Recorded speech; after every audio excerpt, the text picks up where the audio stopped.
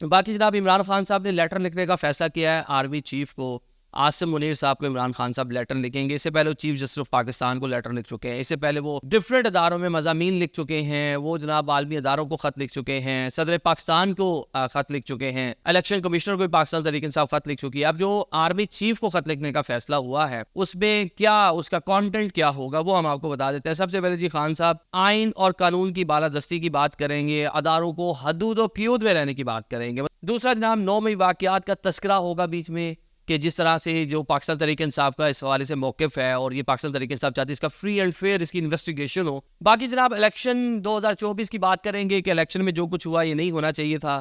یہ جو آپ سارے معاملات کر رہے ہیں اس سے ملک میں خرابی پیدا ہو رہی ہے. اور آگے خان صاحب کا جو موقف ہے وہ جب حکومت سے جا رہے تھے اس ٹائم بھی ان کا موقف تھا کہ میں نے باجوہ کو کہا ہے کہ ملک بڑے ہی نازک دورائے سے گزر رہا ہے. اگر آپ یہ سب کچھ کریں گے تو آپ کا سسٹم کلیپس کر جائے گا, پاکستان ڈیفالٹ کر جائے گا.